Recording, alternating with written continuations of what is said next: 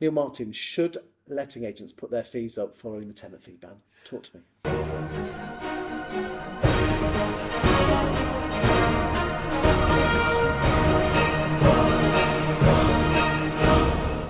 Oh, Chris, how did I know you'd ask me a question about this at some point, right? So I've got strong views actually on this. Can you put your fees up? Absolutely. But fees follow service. As in, value first, fees later. Don't just go, hey, I'm going to put my fees up. In fact, don't make the cardinal sin of I'm going to put my fees up and try and do less for the money, right? What you need to do is make sure you actually deliver value against what you do. Now, if we get into a price war, right, let's just take that as an example from it. If you get into a price war, only one person can ever win, and that's cheapest. There are no points for being second cheapest. No one will ever buy you if they're buying on price. Is it a successful, sustainable way to build a business to be the cheapest? Absolutely not. Not in my opinion.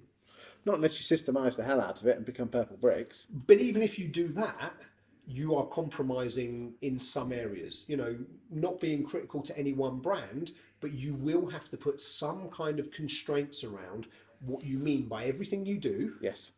Yeah, So 'cause that there's you only can so much actually money keep coming it to in. that price point, right? What you can do on the flip side is go, okay, well, I'm not going to be the cheapest, so why don't I become one of the most expensive, but actually give people a premier service for that? You know, and an example I very often give on this is there's a car called a Skoda Citigo, right? You can also buy a car called a Seat Me, and you can buy a car called a Volkswagen Up. They're all essentially the same car. But you can probably guess by the badge Skoda, Seat, Volkswagen, which one's the most expensive and which one's the cheapest. Yes. They're pretty much the same car. So why do people buy the most expensive one? Because they tell themselves a story, it's worth more. There's a story, there's status, there's all kinds of things to go, this is what I should be seen in with, etc. How many agents position themselves in such a way that they are maybe not even the Volkswagen, but they're the Audi or they're the Bentley or they're the Rolls Royce, It's so true. I mean, versus actually, okay, let's work out who's got the best fee. because let's be honest, the Audi A6 is the same as the Skoda Superb. I'm not driving a Skoda Superb, and it is the same car with the same engine, different badge. It's the story I've told myself. This is the point. So This is the point. So what do we have to do to create that story that we're worth more? So here's the biggest thing I think everyone needs to do is actually tell their customers what they do. Educate your clients on what you actually do for the money. And here's the interesting thing. Yeah, but how do you do that? Because let's be frank, there's plenty of estate agents. Top 10 tips to choose a letting agent. I'm already falling asleep.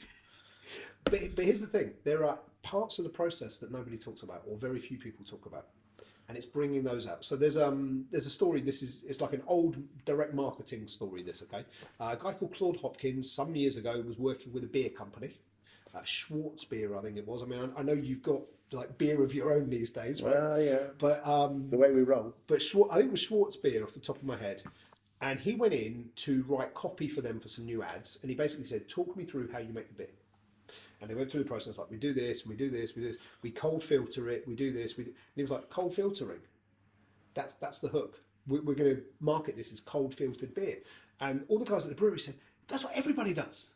And he said, yeah, but not everybody talks about it. Exactly. And they massively grew their market share in the space of just a few months by telling people what they actually did. And if agents, sit back and go, okay, well, what do we do that most people in the market don't explain? How do we explain the process we go through? And here's the interesting thing. My experience, and if we take lettings as an example on this, but it fits for both, okay? My experience, if you talk to most letting agents and you say to them, look, I want you to explain in detail what you do, they go, but then a landlord will do it for themselves. That's the fear.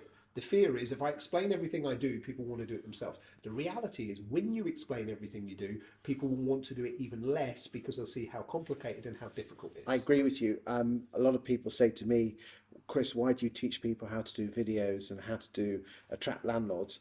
And actually, the more you tell people how to do it, the less they actually do. Absolutely, yeah. Absolutely. If I was to watch a video on YouTube right now about like how to fix a dripping tap or something, it's going to make me remember that I'm definitely not a plumber and I'm going to call one. And if the video is from someone local that I've just seen do the thing in a video, they're probably who I'm going to call. You know, it's that simple. And so for me, a big part of it is, you know, educate your customers. You know, run buy-to-let seminars, run landlord seminars, all that kind of stuff. I mean, it's another thing that I've coached a bunch of people on is how do you structure that seminar to get maximum value? And if anyone's watching this and going, I don't really want to do it, just ask yourself this. If you had 50 people walk into your office, either existing clients or potential new clients, to have a meeting with you about how you might do more business together, let's just say each one of those meetings is an hour long. How long a 51-hour meeting is going to take you? A minimum of 50 hours, right? So it's at least a working week. What if you can put all those same people in a room for an evening and spend 3 hours? Well, they probably won't even come into your office in the first place. But that's my point. But if you can get them to come to an evening event of, say, 3 hours, have your team there as well. There'll be follow-on conversations, but you'll be able to qualify potential future business from 50 people in an evening instead of needing an entire week and potentially not even making it happen. In the next video, let's talk about some top tips on producing landlord evenings. Let's do it.